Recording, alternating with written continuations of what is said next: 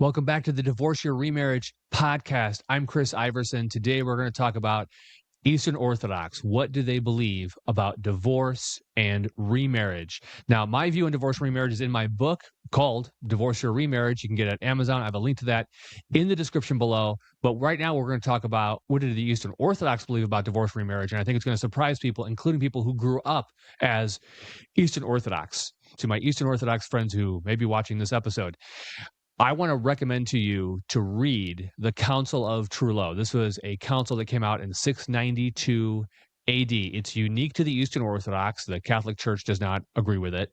You're not probably going to learn it from the priest at your church because there are, unfortunately, a lot of things in the Council of Trullo that are, frankly, a little embarrassing.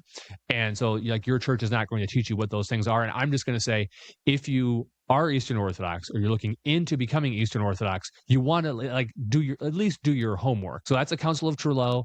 That's free online. There's no excuse not to read it. It's a binding council. They never revoked the canons in that council, which I find shocking, to be honest. Okay, then also I would recommend getting this book, the Orthodox Canon Law Reference book. This is the book that individual churches, Eastern Orthodox churches, purchase to understand what do our canons teach us on all the things. If I were you, and I was going to be Eastern Orthodox, or I am Eastern Orthodox, I would read the whole book. Let's talk about what the Eastern Orthodox Church believes on divorce and remarriage. First, we have to talk about Dogma and Oikonomia. Oikonomia. What is Oikonomia? The Orthodox Canon Law Reference book that I just showed you, it mentions the first canon of the Seventh Ecumenical Council. This is like the last of the ecumenical councils, as evidence that some canons are unchangeable, eternal truths. So here it is from Canon 1. We welcome and embrace the divine canons, and we corroborate the entire and rigid fiat of them that have been set forth by the renowned apostles who were and are trumpets of the Spirit, and those both of the six holy ecumenical councils. So those are all the ones before Nicaea too. So they're affirming the previous ones, and the ones assembled, regionally for the purpose of setting forth such edicts. So there would be councils that were regional, that were not ecumenical, and they're saying, hey, you guys who did your regional councils, keep going with that. Those are applicable within your regional jurisdictions, is what they're affirming there. And also talking about things that were written by the fathers that they look to. And it says that they're going to excommunicate whosoever they consign to excommunication, and subject to penance, anyone who they make liable to penance. So they're like, yes, we are all totally on board with everything from before. And this is Nicaea 2, Canon 1, 787 AD. Now, the Council of Trullo was in 692. So that was, let me do my math, 95 years before, roughly. Okay, so anyway, but here's my point. The whole church, West and East, affirmed Nicaea 2, including this Canon 1, and this Canon 1 affirmed all the prior councils. So for the East, they're affirming their own prior council of Trullo in 692. Now, Rome isn't affirming Trullo because Rome doesn't think Trullo belongs to them because they never affirmed it. Sergius I said, no, I'm not doing this. It's full of novel errors. I don't agree with this. But for the East, when they sign on to Canon 1 of Nicaea 2, they're reaffirming 95 years later after Trullo. And then we also have a bishop has authority to reduce the length or the severity of penances for those who show themselves zealous in completing them. All right, this is talking about the idea of oikonomia. Oikonomia is the idea of managing a household. That's the idea. And the English word for it is economy. But people like to say oikonomia. It sounds nice. The economy concept, here's what it doesn't do. It doesn't change a fact. What it does is, it says this. You did this wrong thing. Our canons say you should have penance for 7 years. But, you've been doing penance for a little while now, and you seem like you're really sorry for this thing. And it just seems unnecessary to drag this thing on for 7 years. And maybe if we did drag it on for 7 years, maybe you would get a rebellious spirit and maybe you would rebel against us. And we don't want to do that. You're in a good place now.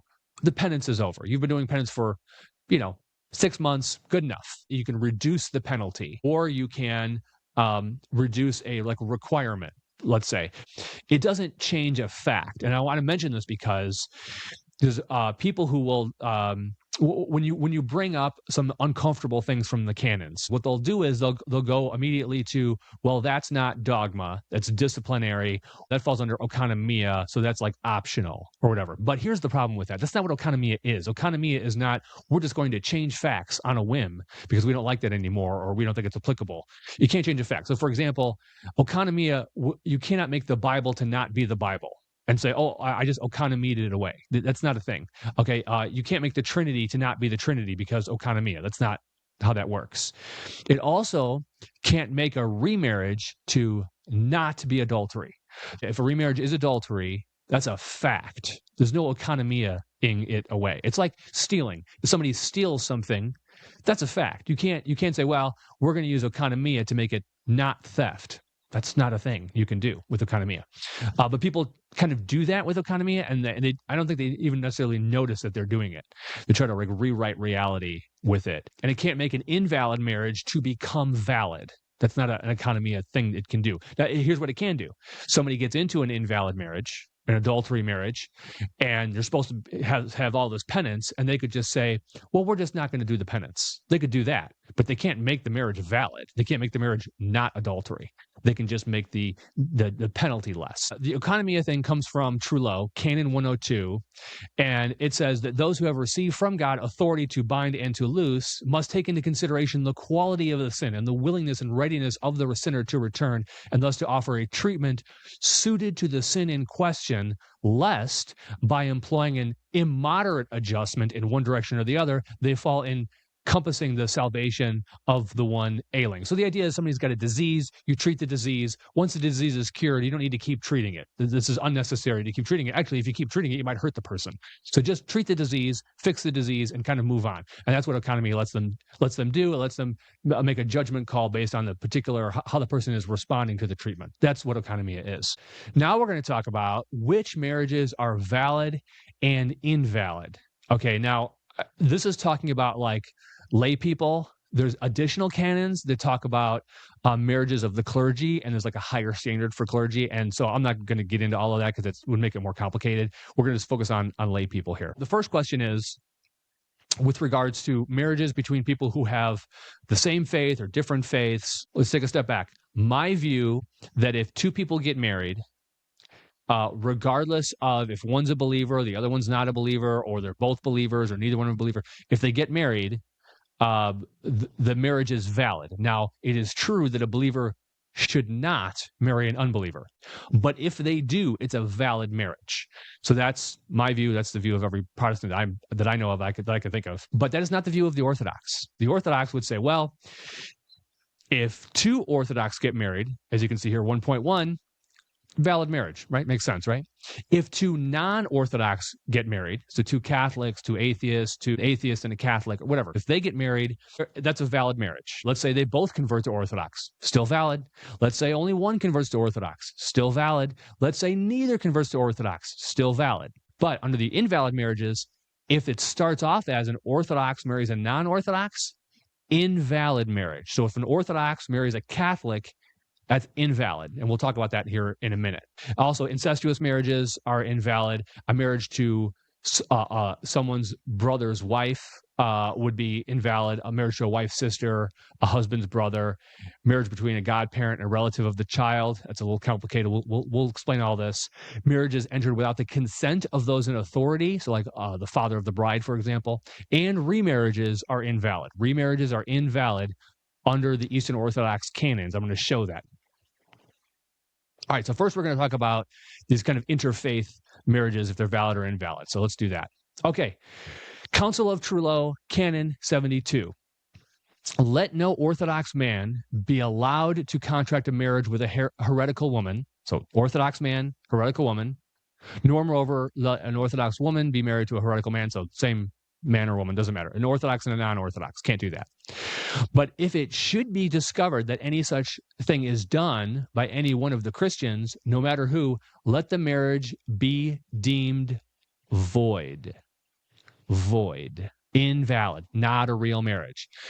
And let the lawless marriage tie be dissolved. So if a Orthodox marries a Catholic, Trullo, Canon 72 says that's an invalid marriage. and they have never rescinded this canon. So 692, the whole point of a council with all of these canons they sign off on is these are now binding on us. A priest can't unbind a canon. They can't do it. A patriarch by himself cannot do that. They'd have to get together and reverse this canon, and they never have.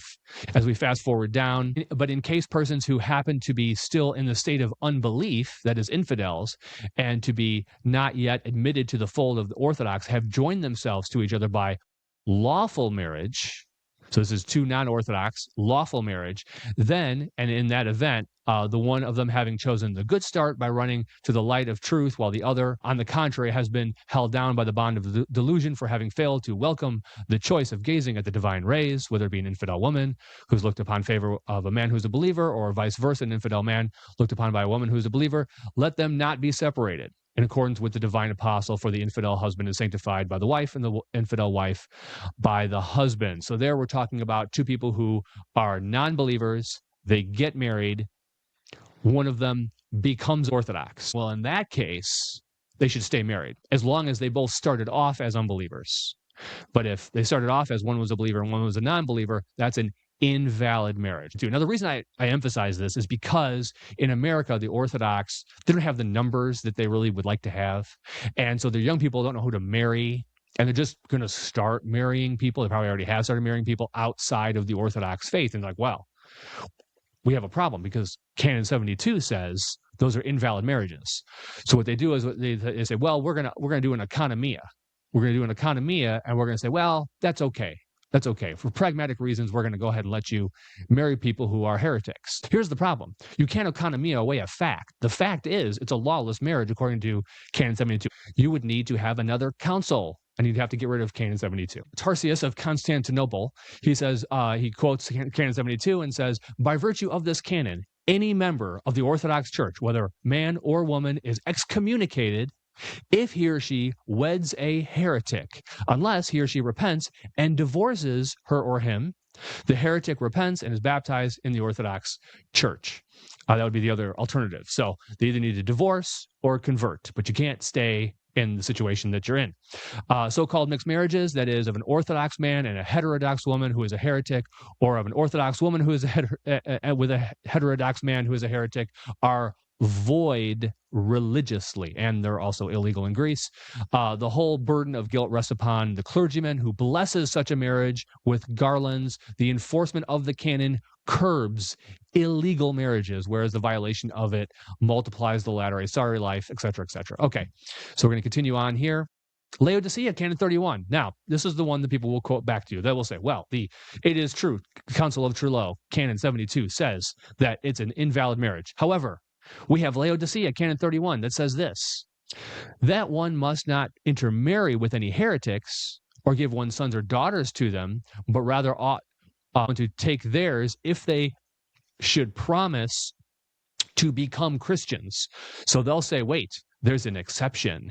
So Canon 72 says you marry a heretic, it's invalid. But Canon 31 from Laodicea says, well, you can marry them as long as they promise to become Christians. So we don't actually need them to become Orthodox. We just need them to promise to become Orthodox. Of course, there's a very obvious problem with this.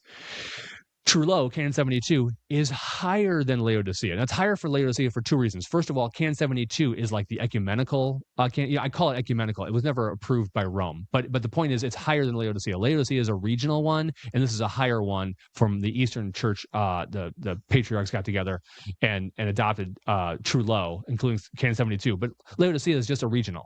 So the Trullo one would trump this one. So it's because they conflict, they're not on the same level. Laodicea doesn't override Trullo. That's ridiculous. Trullo would override. That's the first reason. The second reason is Laodicea is older. Trullo is newer.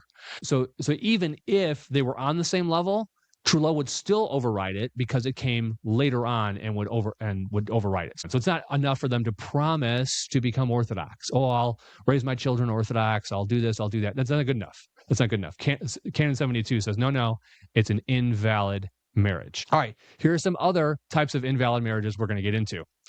All right, so these are incestuous ones. So this is, everybody agrees incestuous marriages are invalid. Accordingly, it says we decree that henceforth anyone who enters into matrimonial relationship with his own and goes through a bunch of different kind of incestuous relationships.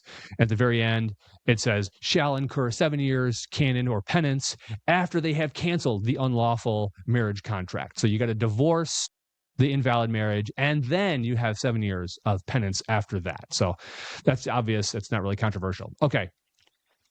Basil, Canon 23. Concerning men who marry two sisters or women who marry two brothers, a little epistle has already been addressed to you, a copy of which was sent to your reverence. But as for any man who has taken the wife of his own brother, he shall not be admitted before he has relinquished her, the wife of his own brother. That's no good. So if a husband and wife are married and they divorce, and then his brother goes ahead and marries that woman, that's no good. Canon 23. All right. Basil, Canon 87. This is part of it here. If anyone suffering from filth and overcome by it should ever fall into the unlawful state of having married two sisters, this is not to be deemed either a marriage, nor may it be admitted to the congregation and membership of the church until they have first separated from each other. So that's an invalid marriage. Neo-Caesarea Canon 2. If a woman gets married to two brothers, let her be thrust out. It's the same kind of thing. You got to dissolve the marriage. It's just two brothers, two sisters, same deal. Okay. All right. Canon 68 from our friend Basil.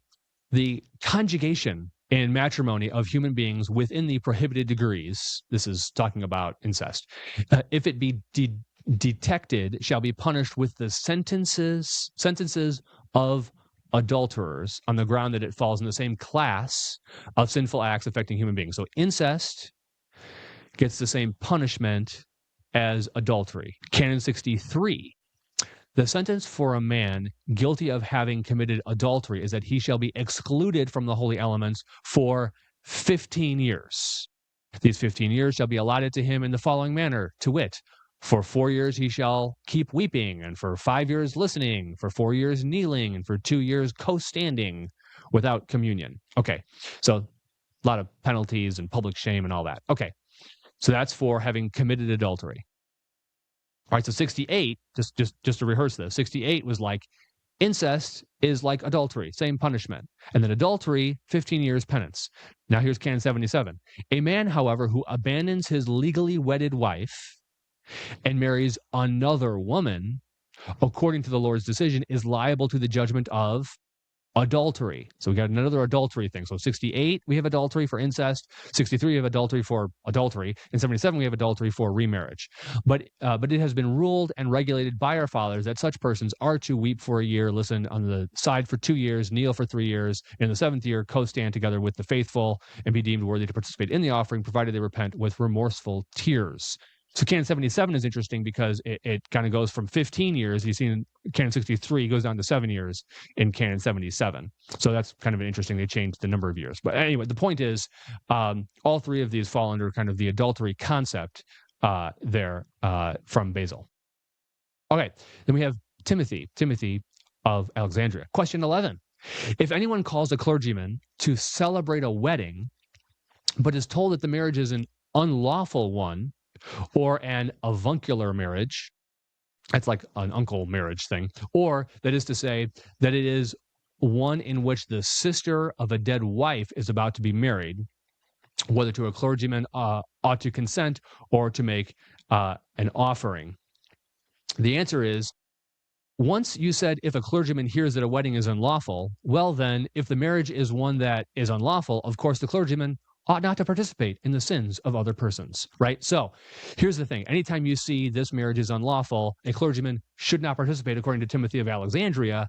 And yet later on, you're going to see canons where they kind of override that. And they say, well, you can kind of participate in it, but it's like not a good marriage, but you have to like limit your participation. You'll see that here in a little bit. But the idea with Timothy of Alexandria was like, I don't think we should be participating in unlawful marriages. So let's continue.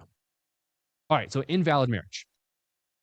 Marriage between a godparent and a relative of the child. All right, godparent. So let's talk about this.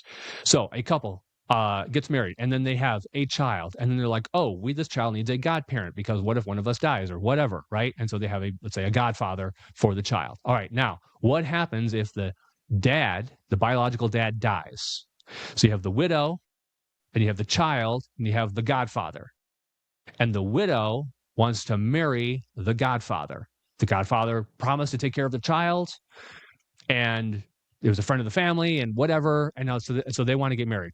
Can you do that? Is that okay? Let's talk about that. Council of Trullo, Canon 53. Since familiarity with respect to the spirit is superior to the association of bodies, while on the other hand, we have learned that some persons, after becoming sponsors to children, godparent, sponsors to children, subjected to the formalities of a holy and salvatory baptism, have entered into a marriage contract with the widowed mothers of those children.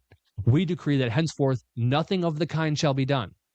If any persons be detected doing this hereafter, first and foremost, let such persons desist from such an unlawful state of matrimony, and afterwards let them be compelled to undergo the penances prescribed to be suffered by those guilty of fornication. So, husband and wife are married, they have a child, they have a godparent, husband dies, the widowed mother wants to marries the godfather. Canon 53 says that's an invalid marriage. It's an unlawful state of matrimony. You can't do that. And why is it invalid? Because it says the familiarity with respect to the spirit is superior to the association of bodies. So basically it's incest of a kind of a different kind of spirit, whatever connection, as opposed to a kind of a normal family connection that you would normally think about. And it says then that the penalty that they should get is for those guilty of fornication. Why fornication? Because it's not a marriage. They're saying it's an unlawful state of matrimony. They were not married. So the sex that they had was the sin of fornication. It wasn't really the sin of adultery because her first husband died, right?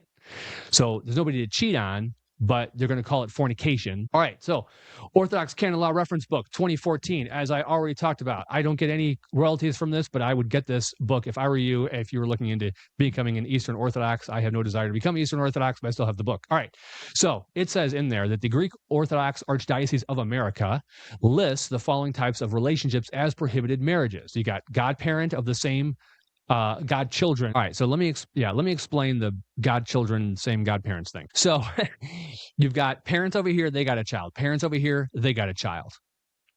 Then you have godparents to both children, right? Now the children grow up, and then they meet each other in I don't know, some kind of church function, and then they're like, oh, he's cute. Oh, she's cute. We want to date. We want to get married. Oh no, you can't get married. Why? Because you had the same godparent.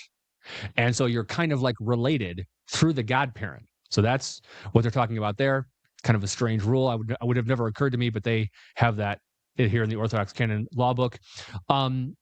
Brothers-in-law and sisters-in-law, right? So husband and wife are married. Husband's got a brother. Wife's got a sister. They meet each other at the wedding. They go, hey, look at this person. Well, too bad, can't do it. Orthodox Church says you can't do it. Foster parents with foster children. I mean, obviously, godparents with godchildren, that's weird too. Okay, so a woman who marries successively two brothers should be excommunicated until her death. Marriage between relatives is prohibited. That marriage should be dissolved. So again, if you're Eastern Orthodox, buy the book, read the book. I have seen people misquote and mischaracterize canons, so you want to read it for yourself.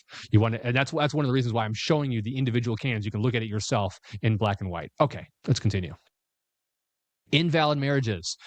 Marriages entered without the consent of those in authority. Let's talk about that. All right. Basil, Canon 40 through 42. A woman who is in defiance of her lord, yields herself to another man, is guilty of fornication, but she who thereafter contracts a public marriage becomes a wedded wife. So that the first case is to be considered fornication. The second, matrimony, for the conventions of persons under control of others are unreliable. So here what it's saying is if she's under, the authority of a guy like her dad or something, and she can't just like give herself away, or her dad's got to give her away to the man who takes her in matrimony. If he refuses to do that, the father refuses to do that, she can't marry. That's what Basil says there. All right, then we have a woman in her widowhood who has control of herself and the right to cohabit is not subject to criminal charges if there is no man to disrupt the marriage, since St. Paul has said, if the husband die, she is free to marry whomsoever she pleases, but only in the Lord. Marriages entered into without the consent of those in authority are fornications. If the father, therefore, is alive, or the master, the contracting parties are by no means free from responsibility until the Lord's not approval of their cohabitation, for then the affair receives the character of a marriage. So the person who's in authority over the woman has to approve. That's their canon, their 40 through 42. Now, patriarchal society, this is what they taught. All right, now here's what I want to mention. When the marriage is invalid, they use the word fornication, right? You see that in Canon 40, you see that in Canon 42 here. I just want to mention this is a way you can use the word fornication. This is a meaning of it to refer to the sex that occurs between two people who are invalidly married. And that's what I think Jesus says in the exception clause in Matthew 5:32 and Matthew 19:9. He's not talking about adultery there. He's talking about an invalid marriage. Now here, the marriages are invalid because the women don't have the authority, the right, whatever, to marry somebody.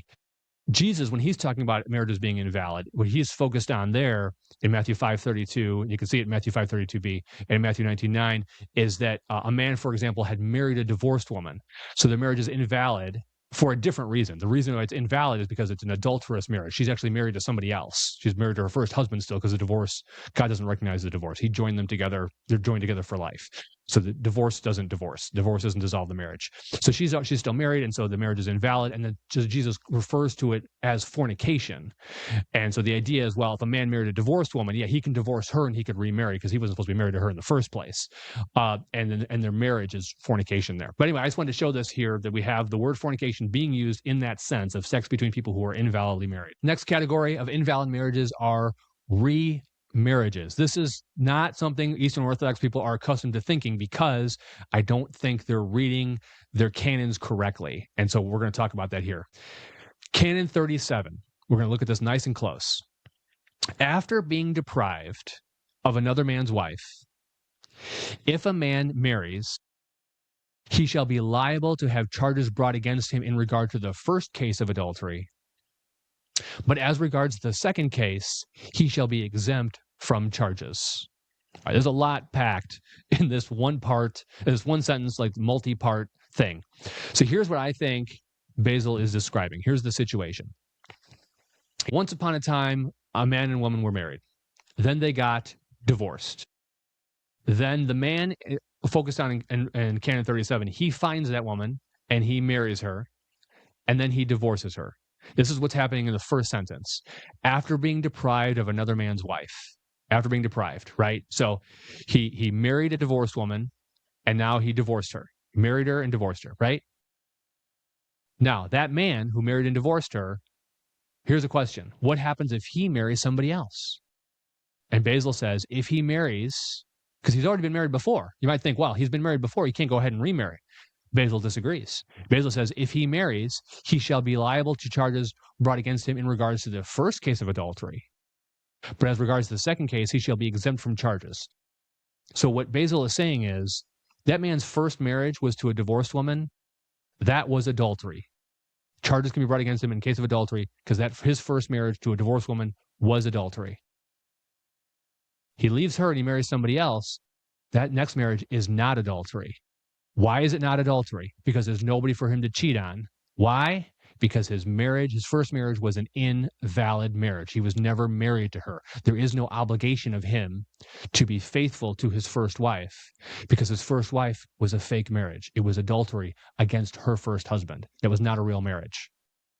Basil, Canon 37, teaches that remarriages are invalid marriages. And one way, and this is a very clear way you can see it, a man who marries a divorced woman, his first marriage is a remarriage. That first marriage does not limit him from being able to marry somebody else. If that marriage was valid, it would limit him. It would say you're not supposed to go marry somebody else, but it's not valid, according to Basil, Canon 37. So he can go ahead and marry somebody else. Basil Canon 39, a woman who lives with an adulterer is an adulteress the whole time. And here I think he's talking about a woman who marries like a divorced man. For example, she's the whole time in that remarriage, it's adultery. So that's how I interpret Canon 39. Canon 46, a woman who unwittingly marries a man, abandoned by his wife for a time, and who has afterwards been left by him on account of his former wife's returning. has committed fornication, albeit unwittingly, she shall not therefore be denied marriage, though it were better that she remain single. This is pretty similar to the previous canon we just looked at, but like the roles are reversed a little bit. Here what happened was a man, once upon a time, was married to a woman, and then she abandoned him. And then he married this other woman. She unwittingly married him. She did not know he was previously married. He just seemed like a nice guy. Then this man's first wife comes back, and he goes back to his first wife. So let me just say, this guy is a real weird person. Okay, he lies to this woman, marries her, and then he goes back to the first wife after she left him. It's like a Jerry Springer episode. The question is, what can she do? Do we say, well, too bad. You married somebody, you didn't know it, but he was married to somebody else. You are not allowed to marry anybody. You're stuck.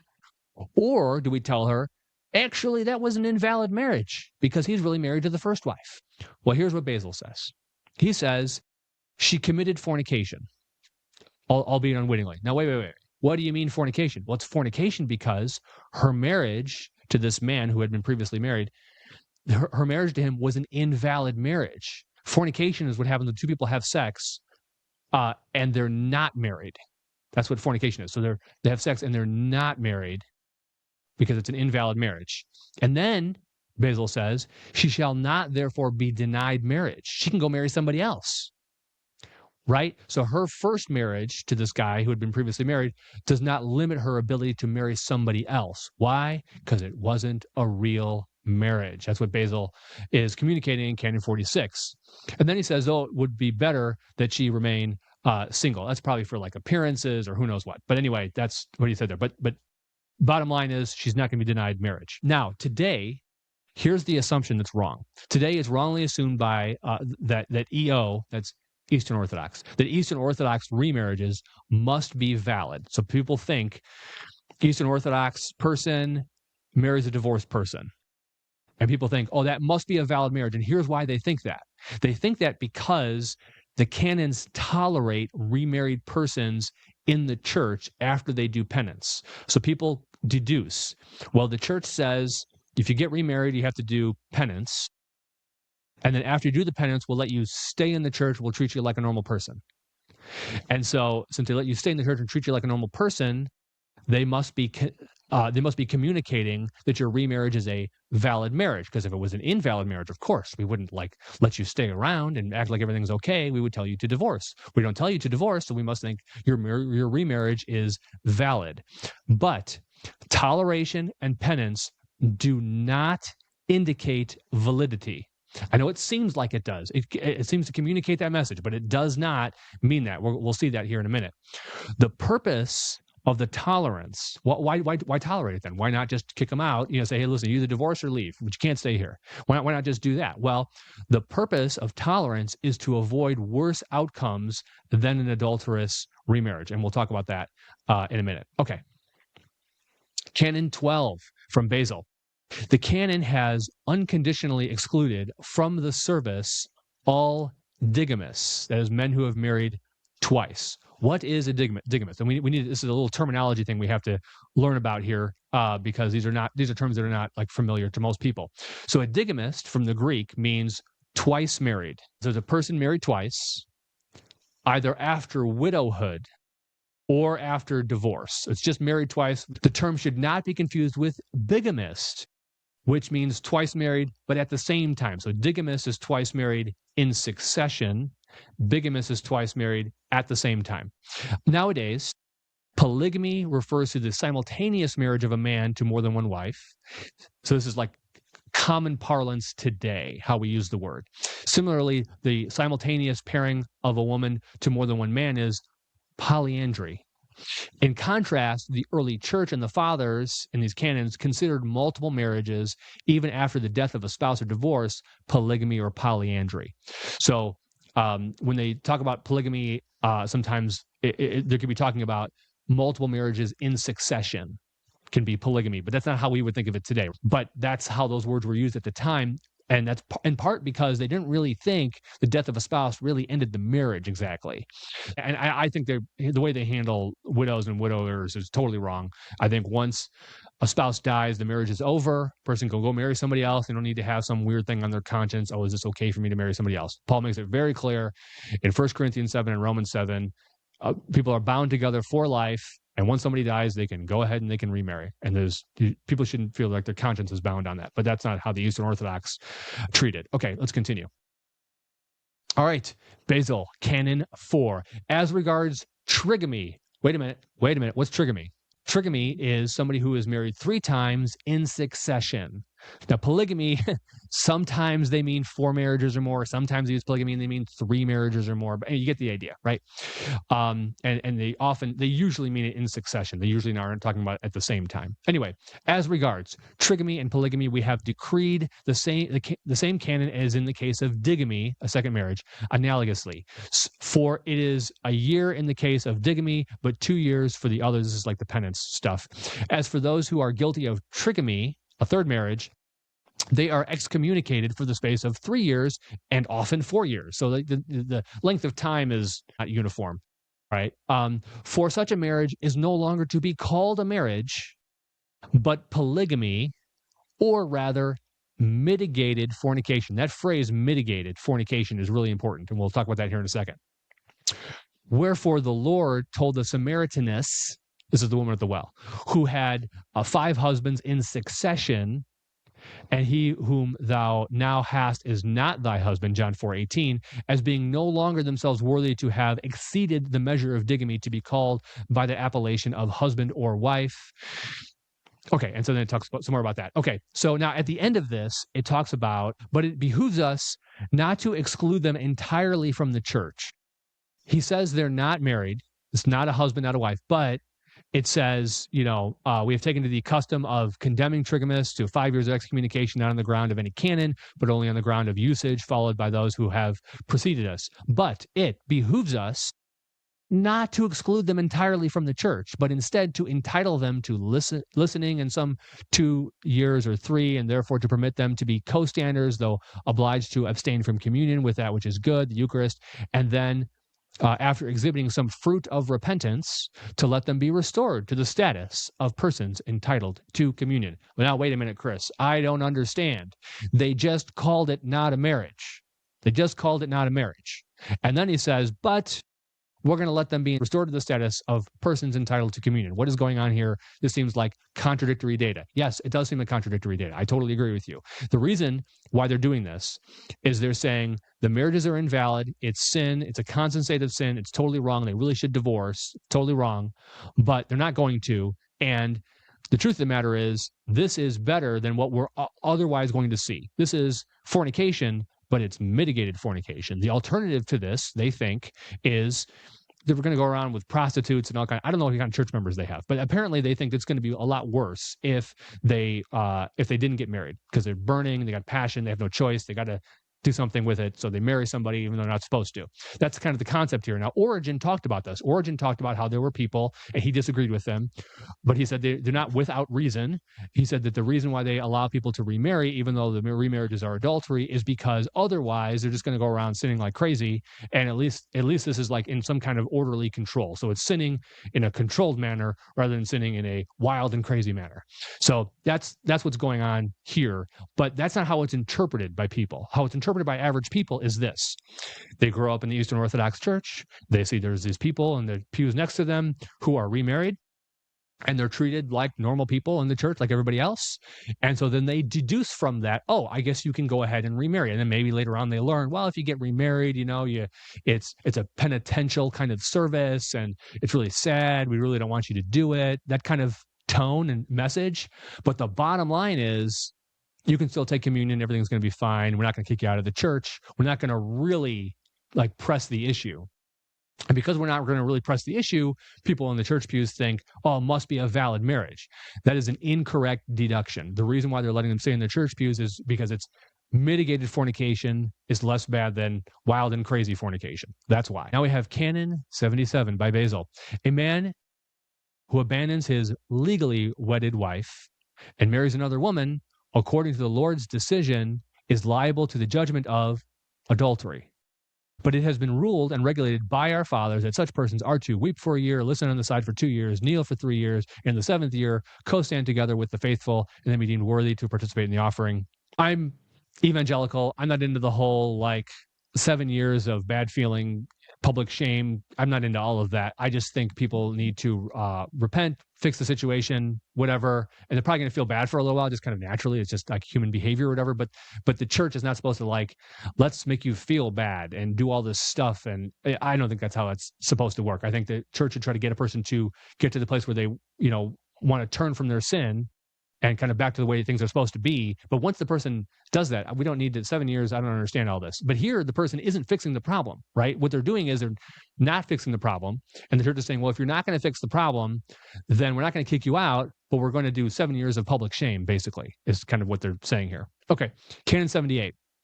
Let the same formula hold also with regard to men taking 2 sisters to wife, even though it be at different times. Now notice this is Canon 77 and Canon 78. So when it says let the same formula hold, he's referring back to Canon 77. What formula is that? Well, it's adultery, 7 years, right? So let the same canon hold also with regard to men taking 2 sisters to wife, even though it be at different times. 2 sisters to wife, as you may recall, is an invalid marriage. And it's the same idea here. The remarriage is an invalid marriage. It's the same concept there. All right, Canon 87. And this is back to the unlawful state of having married 2 sisters in the blue here. This is not to be deemed either a marriage, nor may it be admitted to the congregation and membership of the church until they have first separated from each other. So I just wanted to highlight this, the 2 sisters thing. It's being treated the same as a remarriage in the preceding kind of slide we were looking at in this slide. All right, let's continue on. Laodicea, Canon 1. Concerning the need of allowing communion by concession to those who, in accordance with the ecclesiastical canon, have freely and legally contracted a second marriage without having entered into a clandestine marriage after a little time has elapsed and they have spent it in prayers and fasts. Communions by concession there in Laodicea Canon 1. And this is what we're talking about when they would allow people back to the communion, not because they have actually fix the problem, but it's a concession to human weakness. We're going to allow them to continue in their remarriage and not cut them off. Okay, Basil Canon 50, there is no law as to third marriages, so that a third marriage is not subject to any law.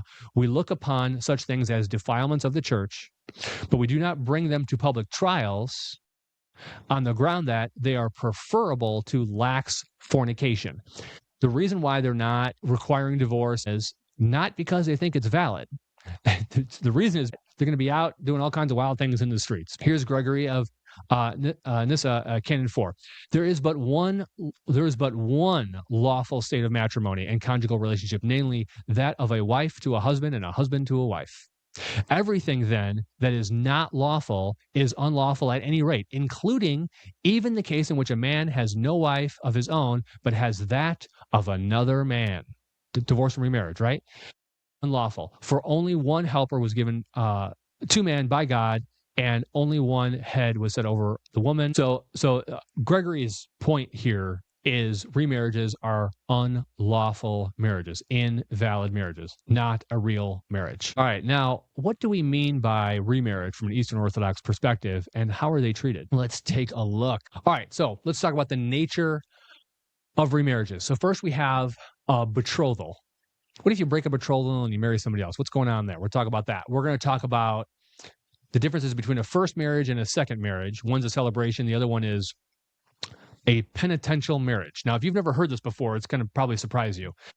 In the Eastern Orthodox Church, marriages they do, if they're remarriages, are remorseful marriages. They're sad marriages. They're penitential marriages.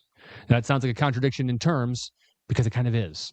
And also we're going to talk about how all remarriages are adultery, all remarriages are plural marriages, and the canons use digamy, trigamy, other words like that for marriages. Let's talk about that. Okay. All right. First, if a betrothal is broken and then the betrothed marries somebody else, it's a remarriage just like divorce and remarriage. Now, this is not my view. This is the Eastern Orthodox view. Okay. But you break a betrothal, it's like a divorce and then a remarriage. Okay. Canon 98 from Trullo. Whoever takes by way of matrimonial union any woman betrothed to another man while the man to whom she has been betrothed is still alive, shall be deemed liable to the penalty provided for the crime of adultery. So that's pretty straightforward there. First marriages are celebrations, but subsequent marriages are penitential. All right, I'm not going to even try to pronounce this person's name. I'm sure he's a very nice guy. But here's his second canon. A digamist is not blessed with crowns, but on the contrary is even amerced to abstain from communion for 2 years, and a trigamist for 3 years.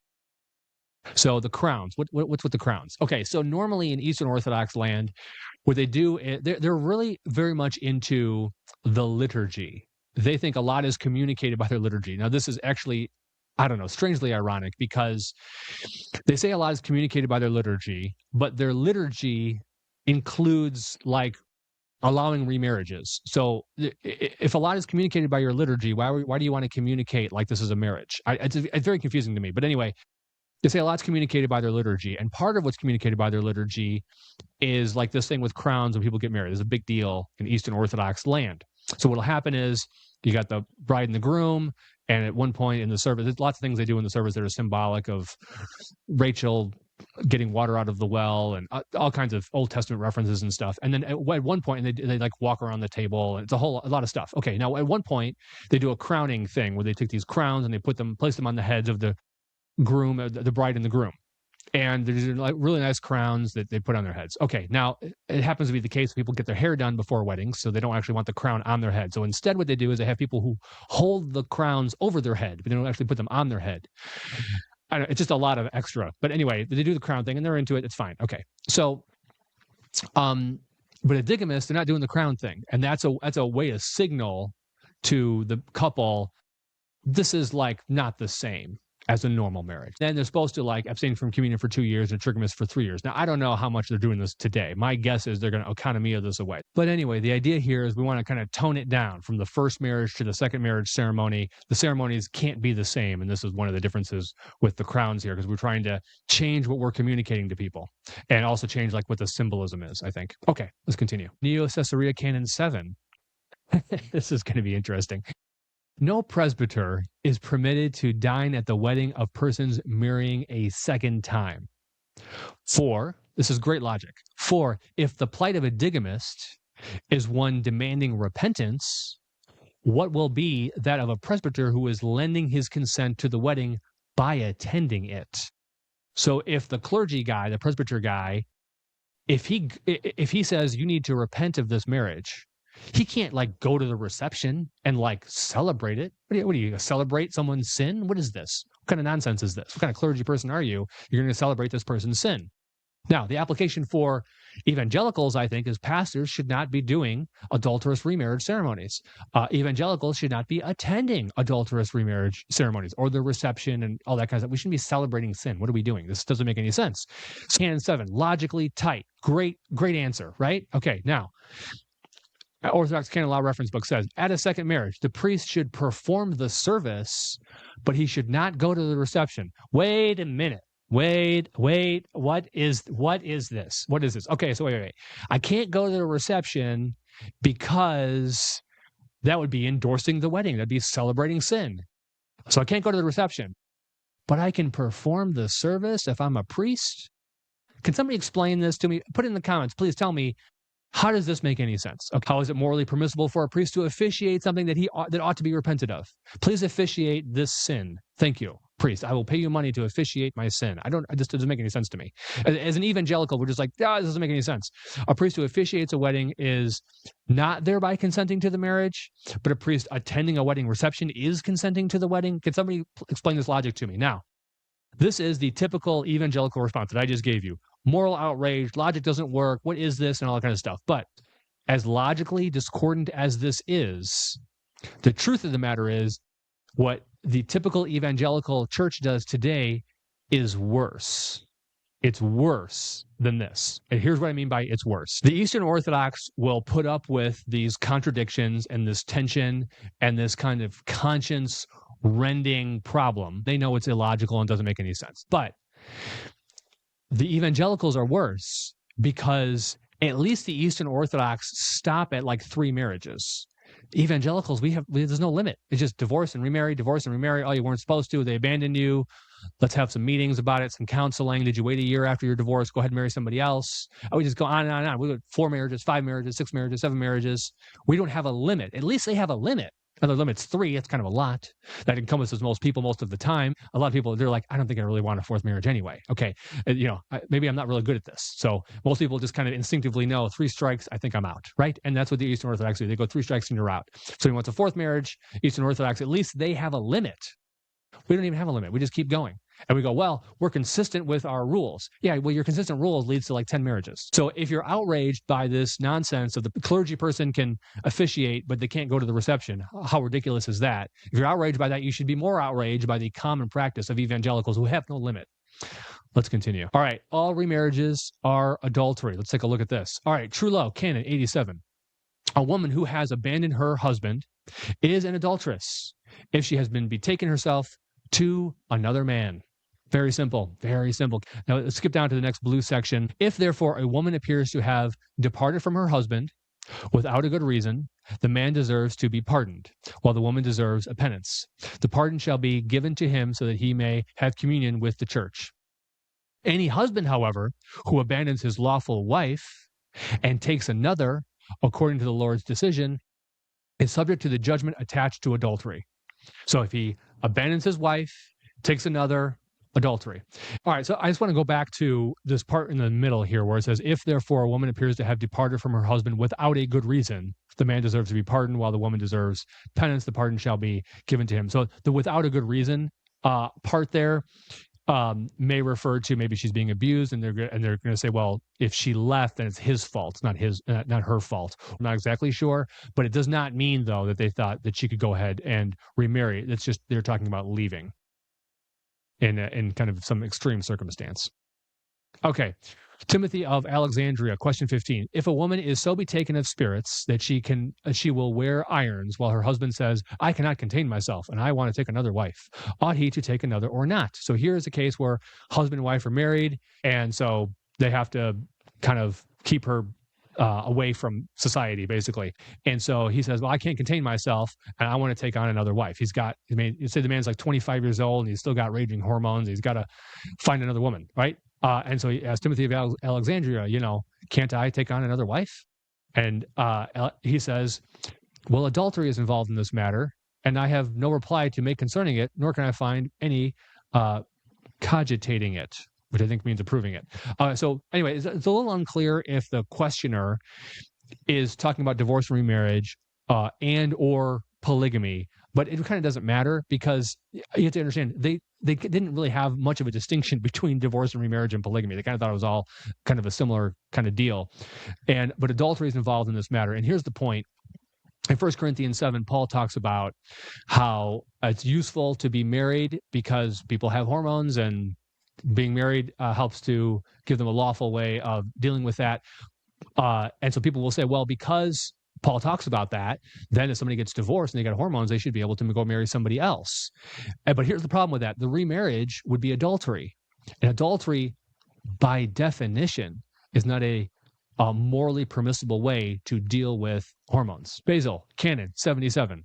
A man, however, who abandons his legally wedded wife and marries another woman, according to the Lord's decision, is liable to the judgment of adultery, but it has been ruled and regulated by our fathers that such persons are to weep for a year, etc. So this is just reinforcing that it's adultery to go ahead and remarry. All remarriages are plural marriages. Let's talk about this.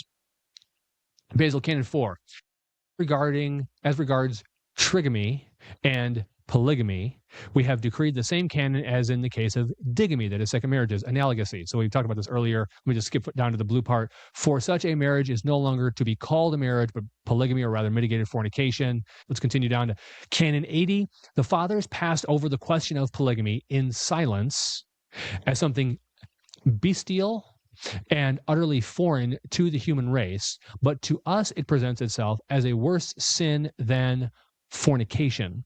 Wherefore it is reasonable to make such persons amenable to the canons, and this means 1 year of weeping, etc. So polygamy, terrible, not a good thing, worse than fornication.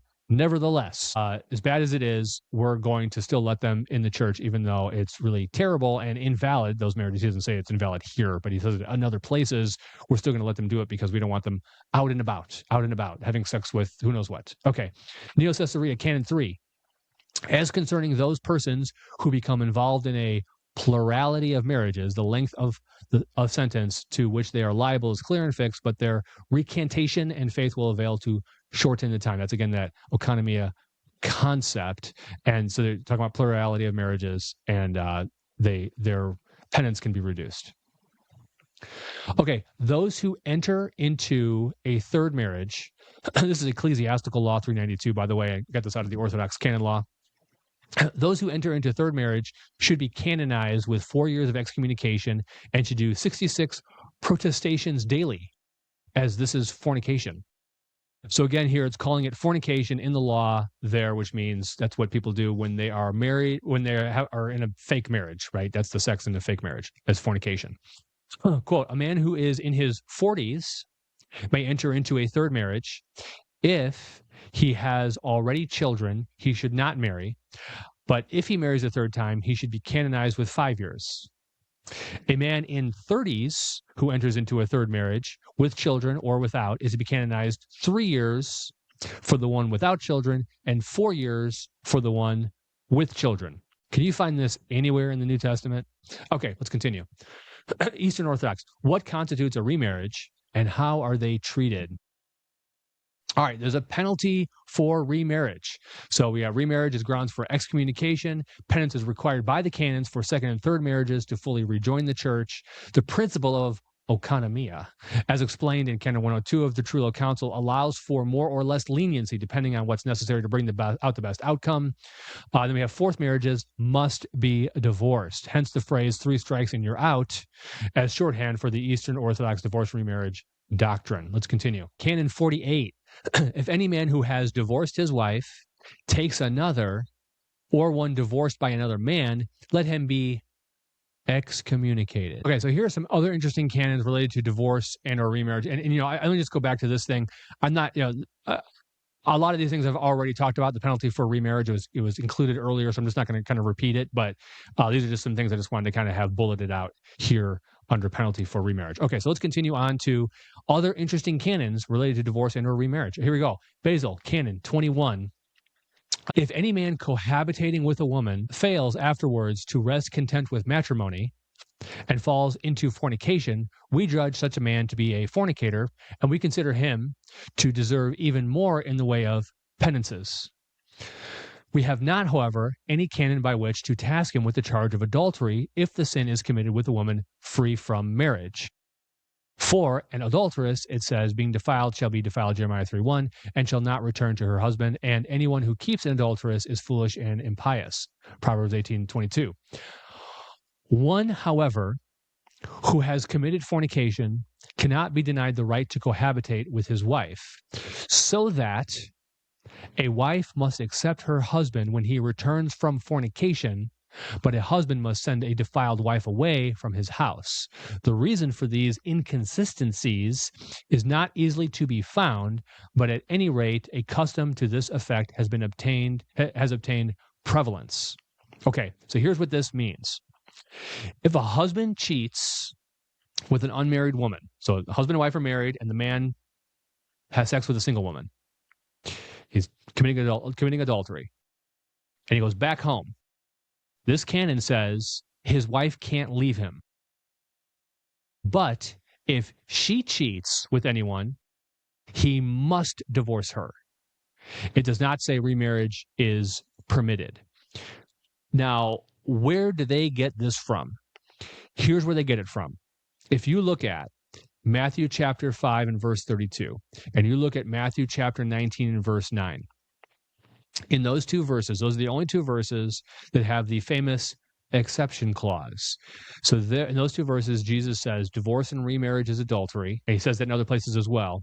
But in Matthew 5:32 and Matthew 19:9, he says divorce and remarriage is adultery except if there was sexual immorality. What does sexual immorality mean? Well, they think, I disagree with this, but they think it means the wife cheated on the husband. Now, in the verse, it's the husband that's doing the divorcing. And the exception clause just says, except to be for fornication, or except to be for sexual immorality, depending on your translation. That's all it says. It doesn't say who did it, when they did it, what kind of fornication. It doesn't say any of that. It just says, except to be for fornication. So they think if the husband is doing the divorcing, then the fornication must be being done by the wife, which means she must have committed adultery. That's their reasoning there. I disagree with that. Long story. But anyway, that's what they think. Well, here's the problem. The exception clause is only found in Matthew 5 and Matthew 19. And in those verses, the husband's doing the divorcing. There is no verse that allows a woman to divorce her husband for fornication. There's only a verse that allows the man to divorce the wife for fornication. So they think if the wife cheats, the man can divorce, but not vice versa. This logically follows from a misinterpretation of the exception clause. This is what you would have to say. If you think the exception clause is for adultery, you'd have to say only the man could divorce for adultery. The woman could not divorce for adultery. And so they're just being consistent here with their wrong interpretation. And then they say the reason for these inconsistencies is not easily to be found, which is a great admission. They're saying something feels wrong here. Like this doesn't seem to make any sense. You would think if the man could divorce his wife for adultery, that the wife could divorce her husband for adultery. You think the rules would be the same, but it's not. We don't know why, but that's what the verse says that we think. So it's just a misinterpretation of the exception clause, I think, is what's going on there here in Canon 21. So the Eastern Orthodox canons say husband cheat, wife can't divorce, but not vice versa. They think the rule is gendered here in Canon 21. Canon 8, while the wife of a layman commits adultery, if she has been convicted openly of this offense, that layman cannot enter the service. If, on the other hand, she commits adultery after his ordination, he must divorce her. But if he continues to live with her, he cannot retain possession of the office which has been placed in his hands. So it's another rule there.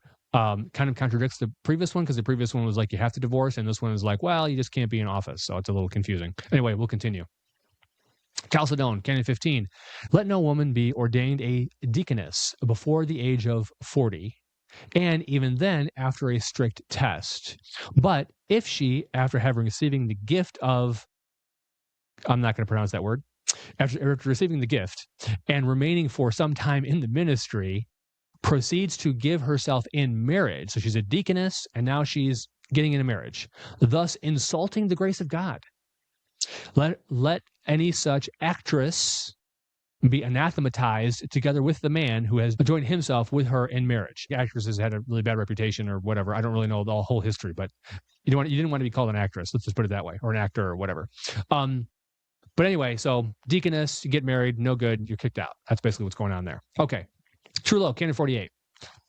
As touching any woman who is the wife of a man who is being elevated to the presidency of an episcopate, and who by mutual agreement gets divorced from her own husband in advance after his ordination to the episcopate, let her enter a convent that is in a location far removed from the home city of the bishop, and let her be taken care of by the bishop.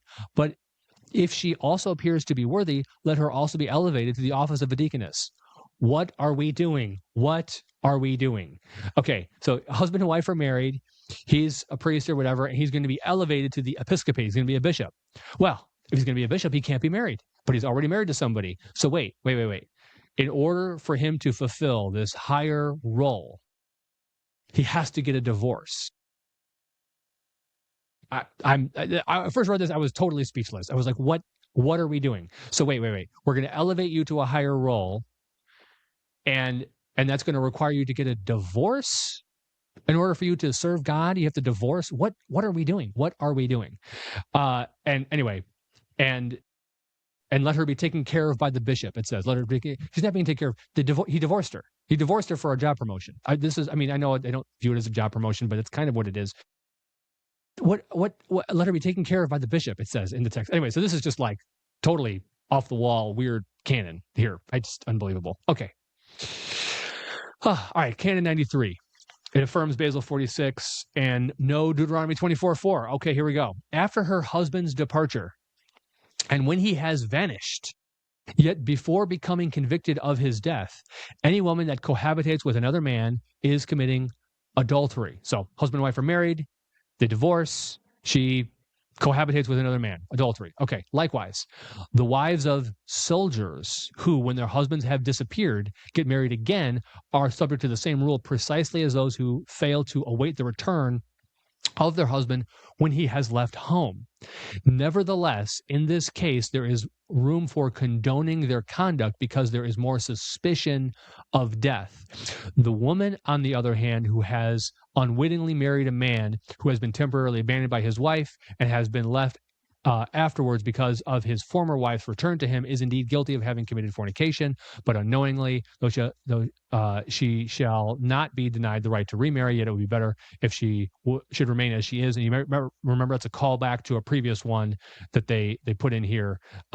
If the soldier should ever return in time, whose wife, on account of his protracted absence, has taken another husband, he shall have the right, if he should choose, to take back again his own wife, a pardon being granted to her on account of lack of knowledge, and to the man who has cohabitated with her in the course of a second marriage. Yeah, so this was a problem back in the day.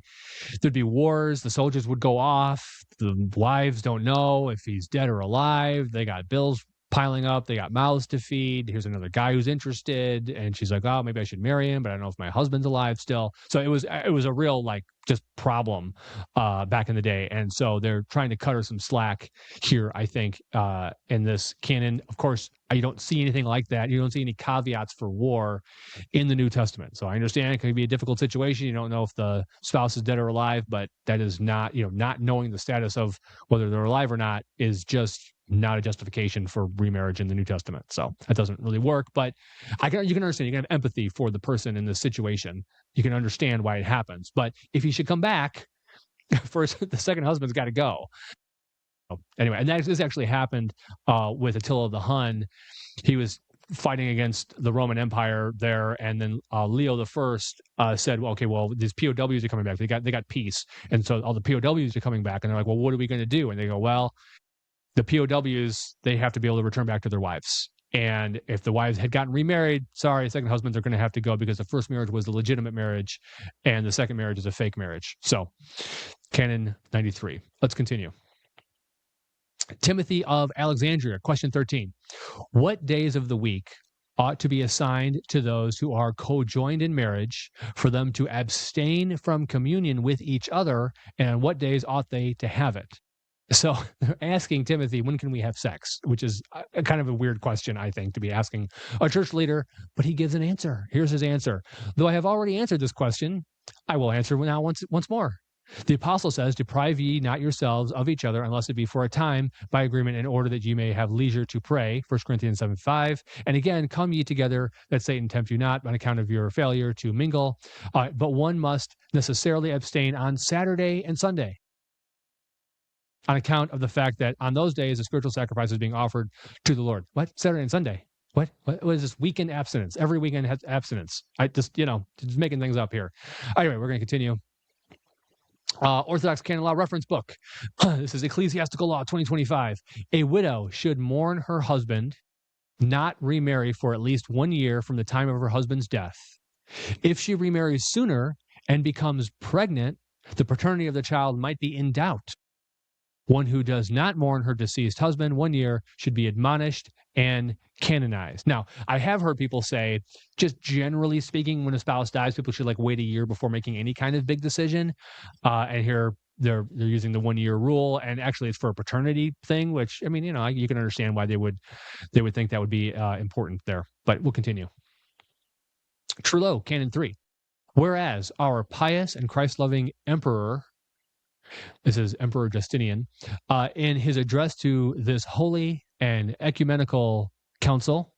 Now, this is the Council of Trullo that Pope Sergius, or Bishop of Rome Sergius, whatever you want to call him, the first, didn't sign off on. So, ecumenical is kind of an interesting word. Ecumenical Council has suggested that those enlisted the clergy eliminate the hatred due to friction resulting from illicit marriages.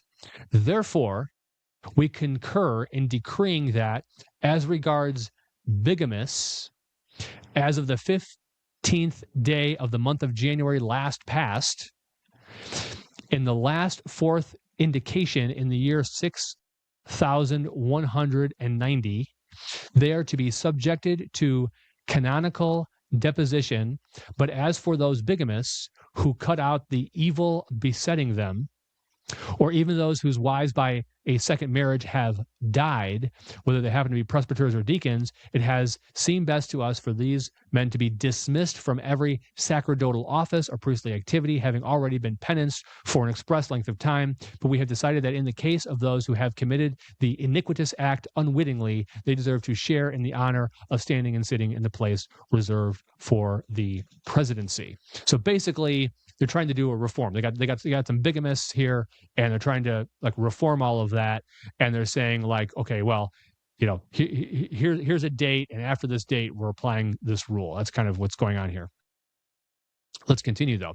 But on the other hand, as for those who have contracted but one marriage, and this with a woman that was a widow, and likewise, as for those who after ordination have involved themselves in an illegal marriage, that is to say, presbyters and deacons and subdeacons, not long ago excluded from the sacred liturgy and penanced, we order them to be restored to their former ranks without being in any way promoted to any higher rank, it being obvious that their illegal marriage has been dissolved. We have made these decrees effectively, said the 15th day of the month of January. Let me just go down here toward the bottom.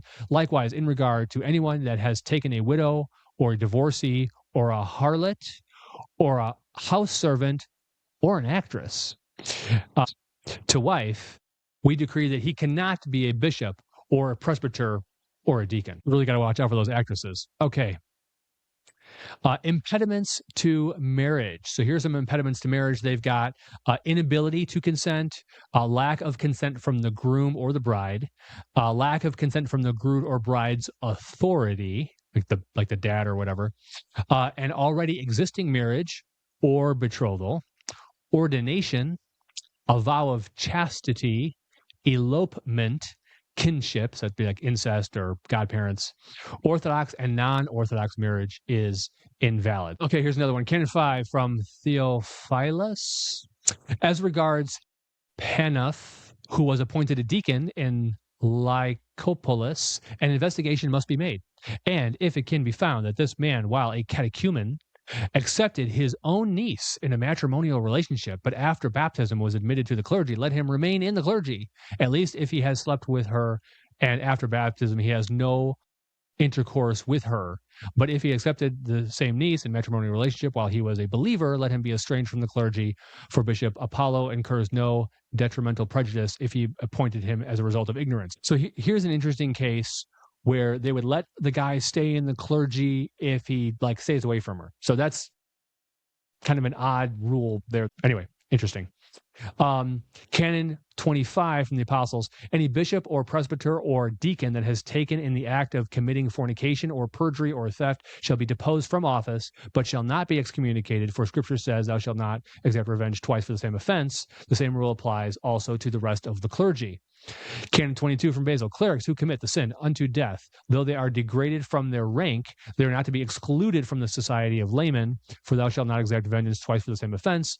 Canon 4 from Trullo, if any bishop or presbyter or deacon or subdeacon or anagist, reader, or psalter or janitor, doorkeeper, has carnal intercourse with any woman that has been consecrated to God, let him be deposed from office on the ground that he has contributed to the delinquency of a bride of God.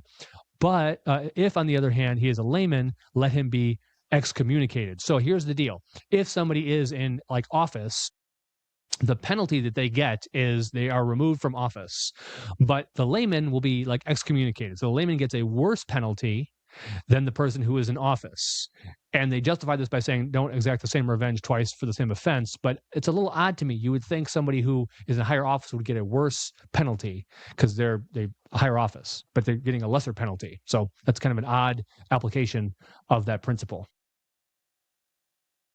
Canon 24 from Basil, in the case of a widow who has been enrolled among the number of privileged widows, that is, a widow being helped by the church, and she gets married, the apostle states that she is to be disregarded. As for a man who has become a widower, there is no law covering his case, but the penance meted out to digamous is sufficient to be imposed upon such a man. As touching a widow, however, who has attained to the age of 60 years, if she chooses again to cohabitate with a man, she shall not be deemed to deserve the privilege of partaking of communion until she desists from the passion of impurity. If, however, we number her before she is past 60, the crime is ours, not the poor woman's. I don't understand this at all, but it seems like they think remarrying after a spouse dies is like wrong-ish. But here's another case where this woman, she remarries after 60, but she's just not going to have any sexual relationship with this guy because it's like impure because she's a remarried like widow. But if it was her first husband, they wouldn't have this rule for her. So it's only because she's a widow that they have this additional rule for her, and they're gonna say that she can't take communion. That's kind of an unusual practice. Okay, Nicephorus of Constantinople, Canon 8.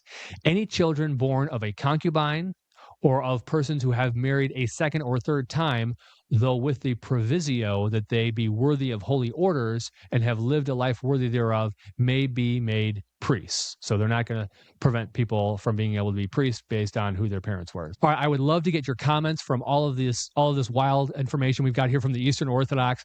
If you're Eastern Orthodox, you're looking into it, get the Orthodox Canon Law Reference book. You got to get this. You got to read it. Get the Council of Trullo. It's free. Read it online. Understand what your church thinks. Here's my book, Divorce Your Remarriage. I have a link to it in the description below. Put in your comments. Tell me what you think about the content in this episode, and make sure you subscribe and like, and I will see you guys next time.